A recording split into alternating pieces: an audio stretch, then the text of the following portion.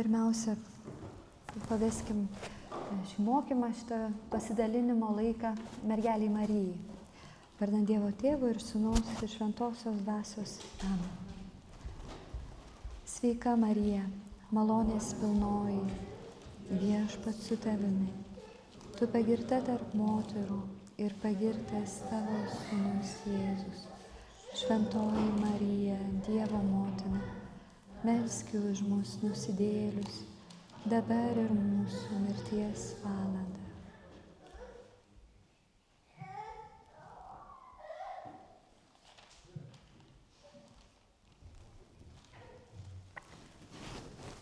Taigi, vakar brolis Pranciškus mums kalbėjo apie svetingumą. O šiandien tęsim temą svetingumo, bet kalbėsim daugiau apie svetingumą savo pačiam. Nes, man atrodo, bet koks svetingumas, galimybė atverti savo širdies ir namų duris, prasideda nuo savęs paties priėmimo, pažinimo ir tam tikros meilės savo. Vienas rašytojas, prancūzas, kurio pavardė Bernanos, kartą vienam savo romane kalbėjo apie tai, kad labai sunku yra nuvertinti arba niekinti save, neįžeidžiant Dievo esančio mumyse.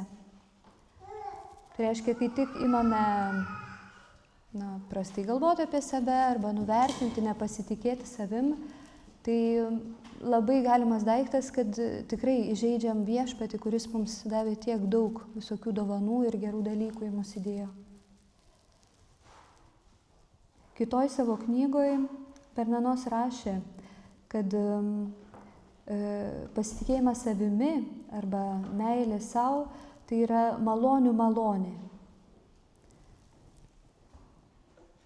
Ir tikrai tinkamai kažkaip pasitikėti savimi, turėti tą tokią sveiką meilę savo, tai tikrai yra malonių malonė, nes jinai nėra tokia savaime suprantama ir ji yra labai svarbi, nes tai yra tikrai visų mūsų santykių pagrindas ir su Dievu, ir su kitais. Ir nenuostabu, kadangi šitas dalykas yra toks svarbus, kad piktasis, jisai naudojasi tuo ir stengiasi kaišioti pagalius į ratus. Ar ne? Ir labai dažnai jisai ateina mums sakyti, žiūrėk, čia gal ir nelabai tu gerai pasakei, nelabai gerai padarei. Ir kažkaip tai nustojam drąsos ir to pasitikėjimo ir savimi, ir kitais, ir Dievu. Ir todėl šiandien norėčiau pakalbėti apie tai, kaip tas pasitikėjimas savimi ir tam tikra meilė savo yra dvasinė kova. Ne? Pasirinkti gyvenimą, pasirinkti pasitikėjimą.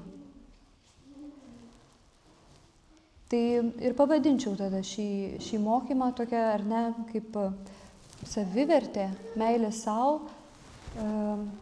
tas pasitikėjimas savimi kaip dvasinė kova. Ir kas mane kažkaip tai palietė dabar verčiant šitą mokymą iš prancūzų kalbos, kad lietuvių kalboje net nelabai mes turim tokio tikslaus žodžio, kuris apibūdintų tą tokią meilę savo. Nes jeigu sakom savimeilė, tai jau iš karto toksai truputėlį neigiamas kažkoks tai šešėlis krenta. Bet vertinti save, toks koks esu, mylėti save, būti savo paties draugu, ar ne? Bet net nežinau, kaip rasti tokį tinkamą žodį, bet kai kalbėsiu ar apie savivertę, ar pasitikėjimą savimi, tai čia viskas maždaug kartu. Ir šita mintis, tas tokia, ar ne, vertinimas savęs, meilė savo, kaip dvasinė kova, man atėjo per vieną sesiją, nes dabar pastaraisiais mėnesiais buvau Prancūzijoje, ten buvo tokie mokymai apie dvasinį palydėjimą ir ten buvo būtent mokymas apie dvasinę kovą ir ten išgirdau, kad pasitikėjimas savimi tai gali būti taip pat kaip dvasinė kova, nes iki tol visada galvojau, kad pasitikėjimas savimi tai yra daugiau toks psichologinis dalykas. Jeigu, pavyzdžiui, trūksta to pasitikėjimo savim arba tos savivertės, tai reikėtų padirbėti gal iš psichologinės pusės, truputėlį pažiūrėti, ko ten gal vaikystėje pritrūko ar kažkur tenai, ar ne. Ir man buvo toks atradimas, kad tai gali būti ir dvasinė kova, ar ne. Ir dabar ta dvasinė kova, tai gal tada pasižiūrėkime, kaip jums atrodo, kas tai yra dvasinė kova ir kokie galėtų būti, jeigu kalbame apie kovą, tai kokie ginklai toje kovoje. Ar ne? Ar gal kas turit kokių minčių? Ar ne? Ta dvasinė kova ir ginklai. Apie ką kalbam, kai kalbam apie dvasinę kovą? Ne? Kaip jums atrodo? Malda kas čia būtų? Labai geras ginklas. Pirmas ir svarbiausias, tikrai.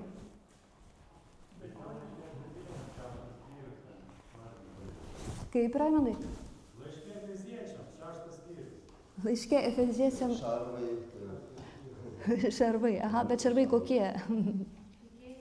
Tikėjimo, sako. Tikėjimo, tai čia į stovyklos temą netgi pataikėm, ne? Taip. Dėkojimo? Taip. Man atrodo, gal tai per sunku tai daryti, tai tiesiog kreipimą žvilgsnio į viešpatį kažkaip tai tos... Kreipimą žvilgsnio į viešpatį. Taip.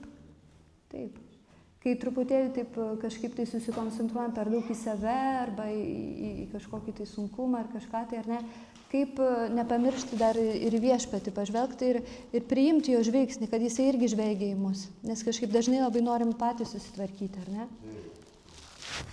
Ginklas nuo savęs nusukti žvilgsnį į jį. Taip, ar per maldą, ar per raštą, bet pirmiausiai tas veiksmas. Taip, nepamiršti, kad ne vieni esam toje kovoje. Taip. Aš turbūt neprigirdžiu. Krikšto pažadai reiškia priimti, tikėti Dievu ir atsižadėti atmesti, kas ateina iš priešo. Taip, ir kaip nepamiršto krikšto pažadų, nes kai pažadėjom, tai tikriausiai ir neprisimenam, ką ten pažadėjom, nes dar nelabai, taip sakant, ar ne? Bet kaip nepamiršti, ar ne, ir ką pažadėjom, ir ką gavom per krikštą, ar ne, kad tikrai, kad nesam vieni.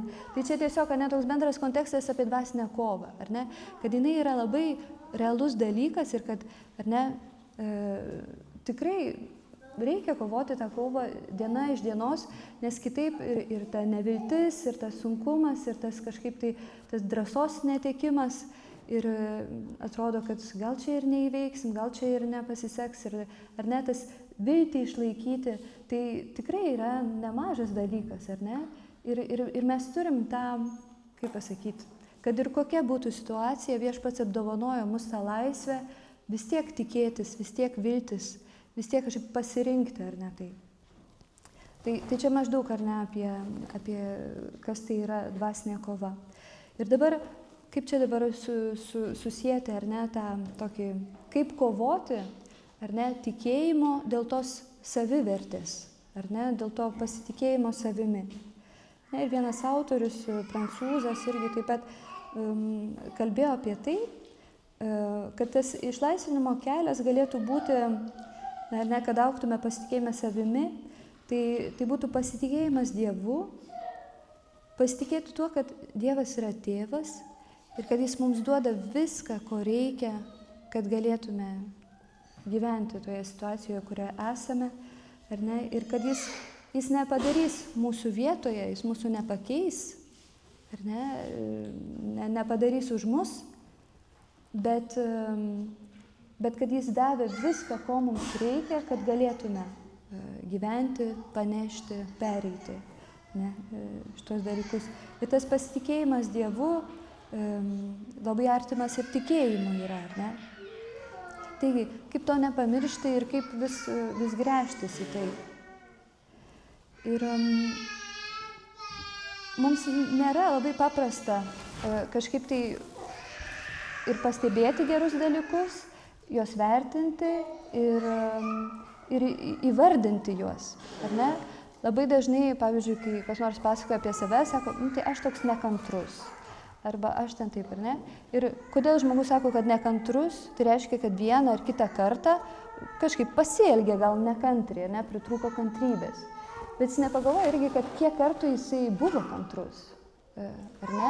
Bet labai retai mes prisistatom, ar ne, aš esu kantrus, ištikimas, aš esu mylintis, aš esu patikimas, ar ne? Visada kažkaip prisistatom daugiau, bet čia kažkaip tai, ar ne? Ir tai eina per labai konkrečias patirtis. Ir aš sakyčiau, kaip svarbu yra vertinti tas patirtis, kur mes pataikėm, kur aš buvau kantrus, aš buvau ištikimas, aš parodžiau savo meilę, ar ne? Aš atleidau, aš parodžiau užuojautą. Būna kartų, kaip ir trūkstam, visko būna, ar ne? Bet būna tikrai tokių kartų, kur mes pataikom, ar ne? Ir kaip vertinti ir pabrėžti tuos kartus, nes tai yra tiesa apie mus. Tiesa nėra tik tai, kur mes nepataikėm, bet tiesa yra ir ten, kur mes pataikėm. Ir mes pataikėm, nes esam sukurti pagal Dievo paveikslą ir kad mes to ieškom ir to norime, ar ne? Aš vis prisimenu tokį įvykį, mes kartu su jaunimu ir keliais broliais ir sesėm važiavom į piligriminę kelionę. Jinai gana ilga buvo, reikėjo kelias dienas važiuoti. Ir kiekvieną kartą, kai sustodavom, tai broliai ir seseris vis dėkodavo. Ačiū tau viešpatie už puikiai nukeliautą kelią, puikiai pavykusią kelionę, kad viskas buvo gerai. O aš kažkaip savyje galvau, tai kaip čia dabar galima dėkoti, taigi dar net važiavom. O jeigu ką? O jeigu va čia dabar, nes vis tiek yra atsakomybė už tą jaunimą ir taip, kažkaip tai atrodo, dar per anksti dėkoti, ar ne, dar lyg ir net važiavom. Bet paskui, aš supratau, kad jeigu dėkosiu tik tais, kaip atvažiuosim, tai irgi kažkaip nelabai bus, ar ne? Kad ir mūsų gyvenimuose, jeigu lauksim iki pabaigos, ar ne, jeigu tik prieš mirtį pradėsim dėkoti už tai, kokius mus Viešpats sukūrė, ką jis mums dovanojo per gyvenimą, ką jis mums įdėjo į širdis, tai irgi bus gerai, bet galim jau dabar pradėti. Ir tikrai galim dėkoti už tą nuvažiuotą kelią ir už visas malonės, kurias Viešpats mums dovanojo ir dovanoja ir dovanos. Ir dabar norėčiau pakviesti 3 minutės pabūti tyloj ir pamastyti apie 3 dalykus, ar ne, už kuriuos norėčiau padėkoti ir tikrai matau, kad Viešpats, ar ne, davė man tą dovaną ir labai asmeniškai, ar ne, bet tą kartą aš parodžiau užuojautą, parodžiau meilę, tą kartą man pavyko būti ištikimam ar maldoje, ar poroje, ar ne, ir tikrai įvardinti tuos 3 dalykus ir taip pat 3 dalykus, kur, gal kažkaip norėtųsi, kad geriau pavyktų kitą kartą, ar ne? Taip pat pagalvokime apie 3 tokius dalykus, kur tarsi mums nelabai pataikėm ir 3 dalykus, kur tikrai pataikėm. Tai 3 minutės kiekvienam asmeniškai pagalvotų. Kaip sekasi? Normaliai? 20%. Tai tada bus kitas 80% po pietų reikės pagalvoti. Ne? Ką lengviau taip spontaniškai, kas lengviau ateina į galvą? Kas bloga, ne? Taip šoka į akis, galima sakyti, ar ne? Bet tame ir yra, ar ne? Ta mankšta, ne? Dvasiniai kovai reikia mankštintis, nes kovoti tai reikia tokios fizinės būklės gana, kuo geriau, to geriau, ne? Ir tai būtent galvoti apie tuos dalykus, kur, aš ten gerai padariau. Ir ačiū. Aš ten pataikiau, ar ne? Ir ačiū. Ir tas yra labai toksai, labai gera mankšta, dvasinė mankšta. Ir tikrai kviečiu, kiekvieną vakarą pagalvoti apie, nes labiau spontaniškai mes galvojam, gal ten nepataikiau, šiandien norėčiau, rytoj kitaip, ar ne? Ir tas yra gerai, bet ypač tiems, kurie taip mėgsta save pagraužti, ar ne, sakyti, aš čia ir nepataikiau, ir šiaip nepataikysiu, ir taip toliau, tikrai linkiu kiekvieną vakarą rasti bent 3 dalykus ir dėkoti už juos, kur pataikiau, ar ne? Kur tikrai pataikiau, nes jų yra, tikrai yra. Ir būtent, kaip sakiau, ar ne, tai yra tikra tiesa apie mus, ar ne, kad mes ir pataikom. Ir norėčiau kartu su jumis vėl prisiminti tą Šventojo Pranciškaus maldą. Ne, kiekvienas gavote. Jeigu kas negavot, tai visi turi. Va, Ieva ten turi, dar gali padalinti, jeigu kam nors trūksta. Gerai? Švento Pranciškaus maldą, nes man atrodo, kad toje maldoje mes matom irgi ir tos dvasinės kovos, ir ypač Pranciškus mane žavi tuo, kad jis turi labai tokios dvasinės laisvės. Ir būtent ta laisvė, ar ne, jinai padeda irgi pasirinkti tą, pamatyti irgi Dievo dovanas. Ir Šventasis Pranciškus, šiaip iš esmės, man atrodo, labai, galima sakyti, nekentėjo dėl tos pasitikėjimo savimi trūkumo, ar jisai netgi, galima sakyti, net šiek tiek gal per daug truputėlį savim pasitikėjo, ar ne? Bet jisai nukeliavo labai gražų laisvės kelią. Ir jisai niekada nepamiršo, kad jis yra kūrinys, kad jis yra sūnus ir kad jis turi tėvą danguje. Ne? Tai dabar tiesiog perskaitykim ir prisiminkim tą Šventojo Pranciškaus maldą. Viešpatie, padaryk mane savosios ramybės pasiuntiniu. Įleisk man nešti meilę, kur siaučia neapykanta. Santaiką, kur vyrauja barniai. Vienybę, kur yra susiskaldimas. Tikėjimą, kur kankina abejonės. Tiesą, kur viešpatauja klaida. Viltį, kur braunasi nusiminimas. Džiaugsmą, kur slegia liūdesys. Šviesą, kur užgulusios tamsybės. Mokytojau, padaryk, kad trokščiau kitus paguosti, o ne pats būti guodžiamas. Kitus suprasti, o ne pats būti suprastas. Kitus mylėti, o ne pats būti mylimas. Nes kas duoda, gauna.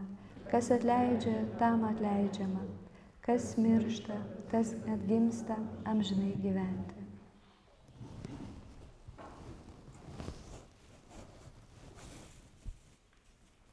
Taigi, šitos maldos pradžioj, matom iš karto, Pranciškus kreipėsi į viešpatį su pasitikėjimu. Sako, viešpatie, padaryk mane. Ne, jis prašo. Ir ne, viešpatie, tu padaryk mane. Jis nesako, aš eisiu ir padarysiu pats. Jis sako, viešpatie, padaryk mane. Ir šitas sakinys labai daug ką pasako apie Šventąjį Pranciškų ir apie tai, kokį Dievo įvaizdį jisai turi, ar ne? Kaip jam Dievas atrodo. Ne? Ir kai žvelgiam į Pranciškaus gyvenimą, tai matom, kad jis tikrai Dievą laiko tėvu. Nuo pat savo atsivertimo pradžios buvo toks epizodas, kai jis labai pykosi su savo tėvu, tikru tėvu, nes tėvas labai nepritarė jo pašaukimui ir kaltindavo, kad, sako, tu švaistai mano turtus, mano audinius ir taip toliau, nes jo tėvas buvo labai turtingas pirklys. Ir vieną dieną Pranciškus Asyžiaus aikštėje tiesiog nusimeta savo brangius drabužius, kuriuos gavo iš savo tėvo, nusimeta, meta jo savo tėvui ir sako, taip pasakysiu, kaip sako, iki šiol aš vadinau tave tėvu žemėje, nuo šiol galiu sakyti mūsų tėve esantis danguje, nes būtent jam aš patikėjau savo lobį ir atidaviau savo tikėjimą. Ir ne, matom, kad nuo pat pradžių Pranciškui labai svarbu pasitikėti Dievu kaip tėvu. Jisai žino, kad Dievas yra tėvas, kuris rūpinasi, kuris aprūpina savo malonę, kuris teikia kažkokių tai gebėjimų, ar ne? Tėvas, kuris siunčia jį. Ir tas santykis su Dievu kaip tėvu bus labai svarbus visame jo gyvenime, jo kelionėje. Ir jisai, Pranciškus, remiasi šiuo tokiu baziniu, tokiu pagrindiniu ryšiu. Jisai žino, kas jis yra, jisai žino, kad jis yra sūnus. Ir tam pasitikėjimui savimi tas yra labai svarbu. Žinoti, kad mes nesam patys savęs susikūrę, užsiauginę, mes esam viską gavę.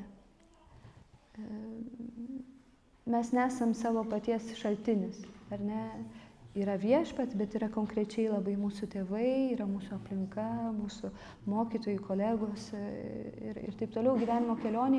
Sakam žmonių, kurie mus augina, formuoja.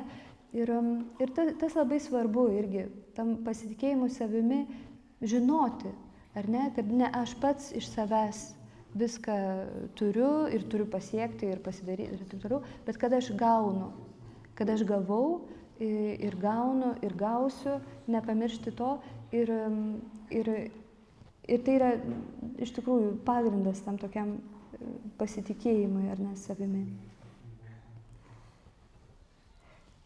Toliau skaitant šią maldą, matom, kad Pranciškus kalba ar ne, prašo tos malonės galėti nešti meilę, kur yra neapykanta, santaika, kur barniai, vienybę, tikėjimą, tiesą, viltį, džiaugsmą, šviesą. Ne? Visi šitie dalykai, tai irgi yra, galima sakyti, tos gerosios, tos šventosios dvasios dovanos, ar ne? Santaika, vienybė, tikėjimas, ar ne? O visa tai, ar ne, visa šita litanija, barniai, susiskandimas, abejonės, klaida, nusiminimas, liūdesys, tamsybės, tai yra iš piktojo, ar ne? Ir irgi tai yra toksai perėjimas.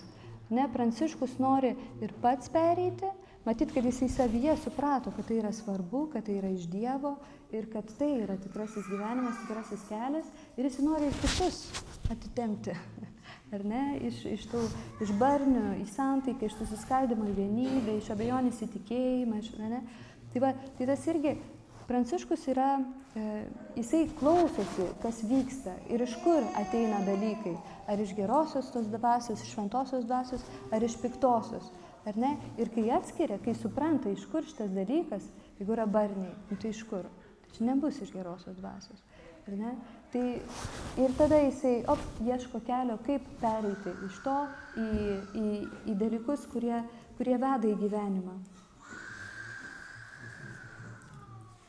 Ir man be galo graži yra šitos maldos širdis arba centras, ne, tos eilutės, kur Pranciškus kreipiasi į viešpatį ir sako, mokytojau, padaryk, kad trokščiau kitus paguosti, o ne pats būti guodžiamas, kitus suprasti, o ne pats būti suprastas, kitus mylėti, o ne pats būti mylimas.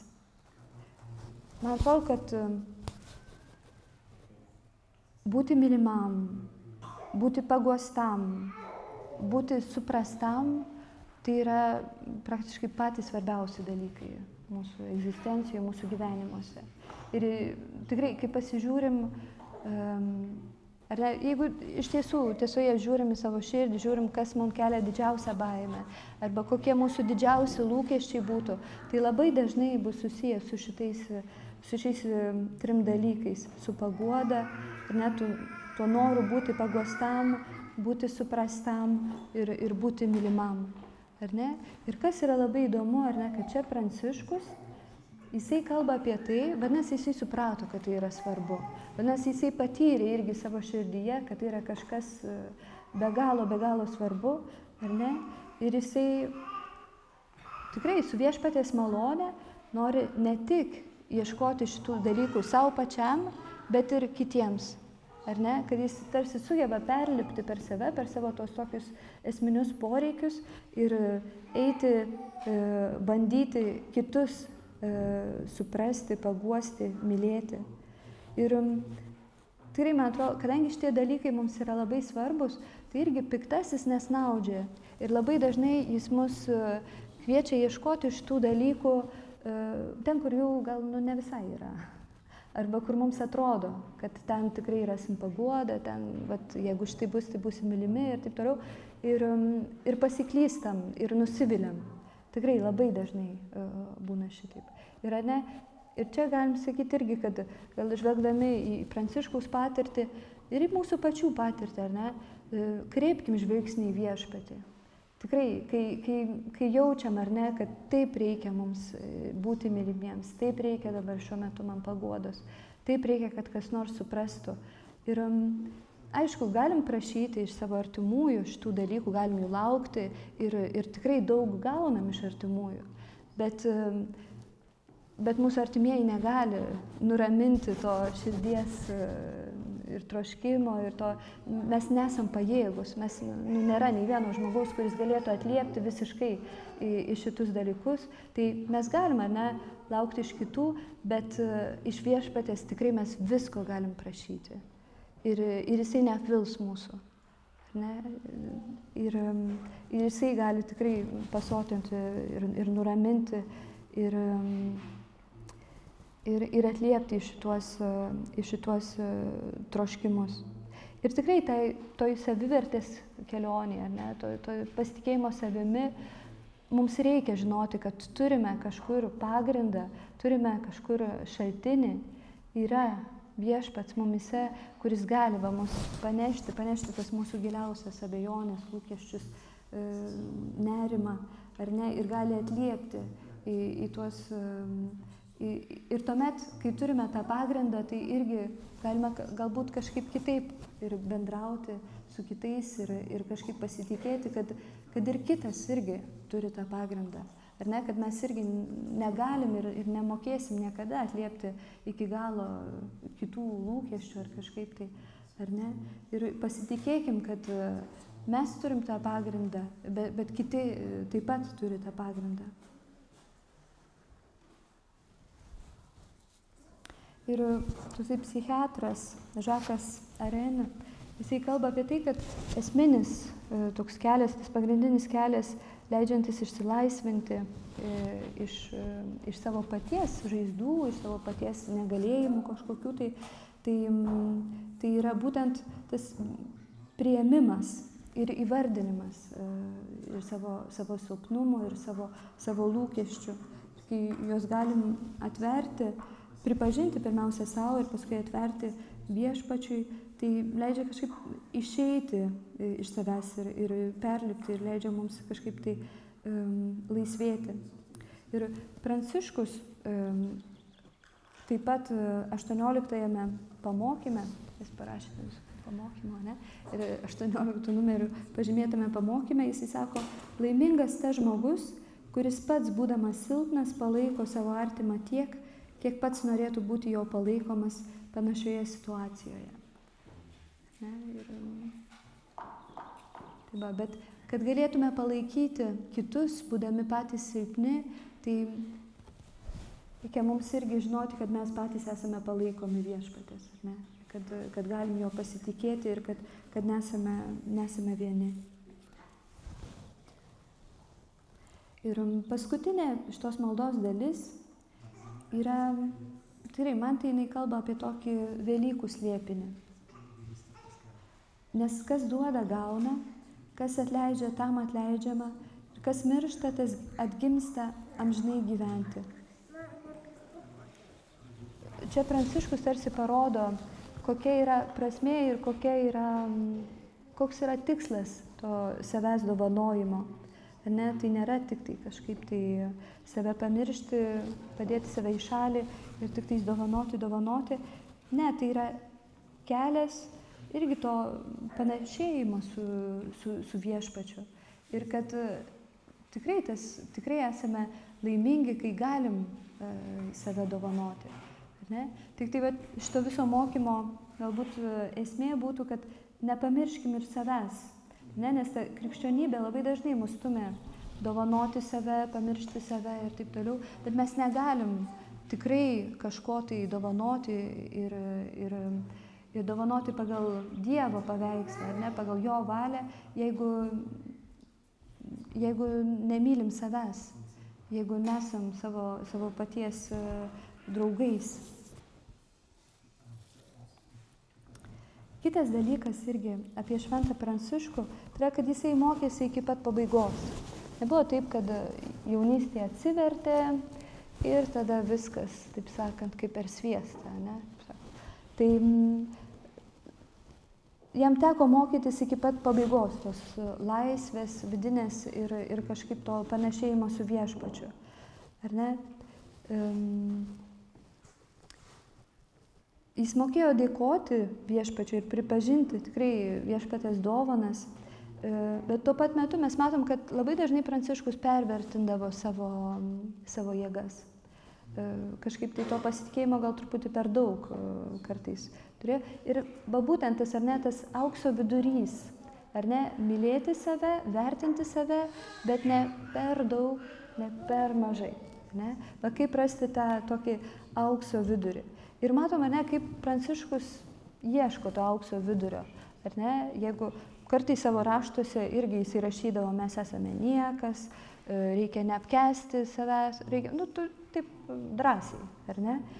Bet tuo pat metu, kai liga jį palaužė, kai jis praktiškai apako ir tikrai nebeturėjo jėgų, jam buvo apie, nežinau, dabar tiksliai, apie 40 metų, truputėlį virš 40 metų, kai mirė. Ir jisai iki pat pabaigos, galima sakyti, mokėsi, ar ne?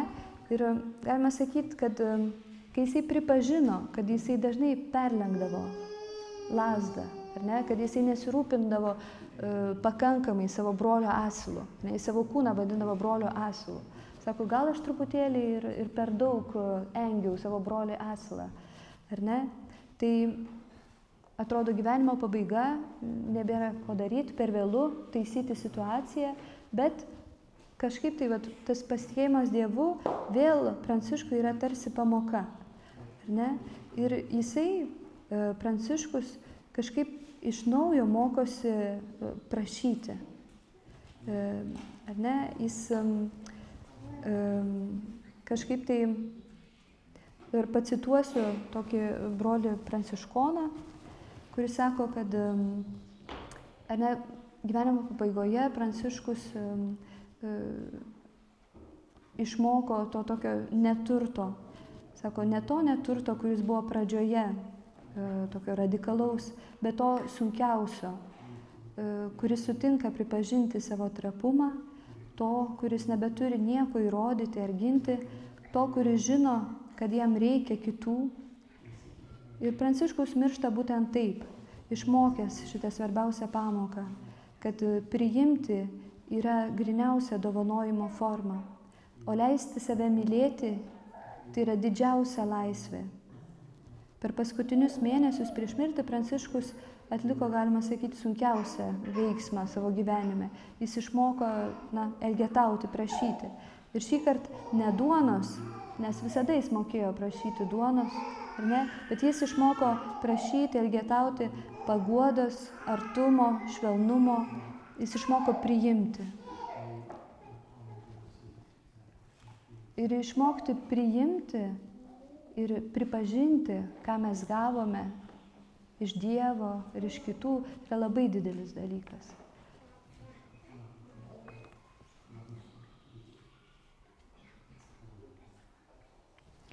Taigi matom, ar ne, kad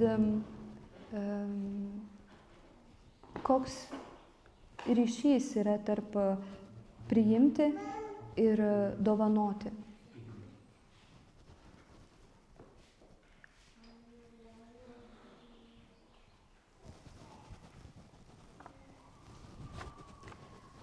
Taigi, ir grįžtant dabar prie to pasitikėjimo savimi, vertinimo savimi, ne, matome, kad tikrai svarbu žinoti, kas mes esame. Svarbu pripažinti, kokie esame. Ar ne? Esu, kas esu, nei bejėgis, nei visagalis, tiesiog aš, pažeidžiamas ir būtent dėl to mylimas. Ir prisiminti, ar ne, kad esu, kas esu, bet nesu vienas. Ir aš sakyčiau, kad tikrai irgi viena iš šio mokymo galbūt pagrindinių minčių, tai būtų būtent nepamiršti, ar ne, kad nesame vieni, kad yra viešpats ir kad tas ryšys su tėvu, tas pasitikėjimas tėvu, kuris duoda tiek, kiek mums reikia, ir duoda labai gerų dalykų, ir pripažinti juos, ir dėkoti už juos, ar ne, tai yra pagrindas irgi to pasitikėjimo savimi, ir pasitikėjimo ir kitais, ir pasitikėjimo pasitikėjimo Dievu, ar ne? Ir tas pasitikėjimas, jis reikalauja tikėjimo, ar ne? Nes tas tikėjimas nėra dalykai, kuriuos galim apčiuopti, kuriuos galim kažkaip tai užsirezervuoti, pasidėti šaldytuvą ir paskui išsiimti, kai kažkaip nelabai išeina tikėti ar pasitikėti. Bet būtent nepamiršti, kad nesu vienas ir kad tas pasitikėjimas Dievu yra kažkas labai svarbaus. Ir todėl dvasinė kova, ar ne? Ir kovoti, kad galėtume pasitikėti, ar ne? Tai, kaip Monika sakė, vienas iš ginklų yra malda, ir tikriausiai pats pirmasis.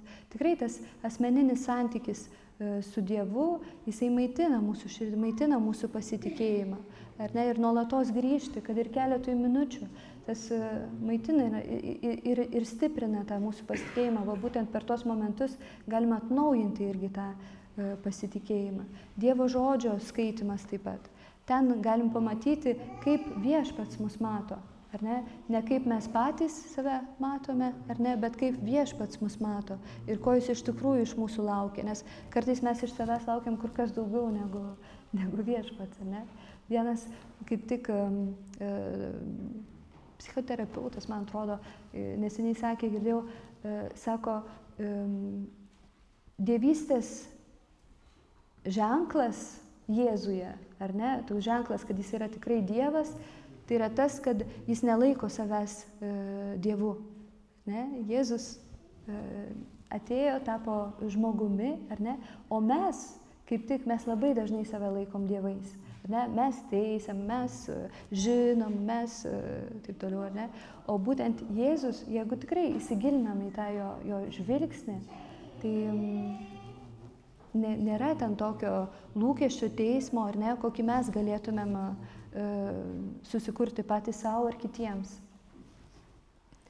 Taigi, per maldą, per Dievo žodžio skaitimą, mes stiprinam tą pasitikėjimą, mes labiau vis pažįstam taip pat ir save, ir viešpatį. Ir taip pat sakramentai, tai yra didžiulė pagalba dvasinėje kovoje, ne? Išpažintis, komunija. Ne? Tai mums reikia to, nes kažkaip, vėlgi nepamiršti, kad ne vieni esame ir kad vieni nelabai susitvarkysim. Ir tiesiog pabaigsiu šį mokymą vienos vienuolės citata. Sako, esu kviečiamas, kad ir kokia būtų mano šventoji istorija, į asmeninį nuotykį, kuriame nėra tikslo, kurį reikia pasiekti, bet yra kažkas, su kuo reikia susitikti. Kažkas, kuris laukia manęs viso, nepalikdamas nuošalyje tų dalių, kurias aš laikau nevertomis ar nepatogiomis. Tai nėra taip labai savaime suprantama. Neapkęsti savęs yra lengviau nei manome. Esu kviečiamas susitikti su tuo, kuris man leidžia suprasti, kad ir aš savo ruožtu esu pajėgus duoti, bet tik todėl, kad sutikau priimti.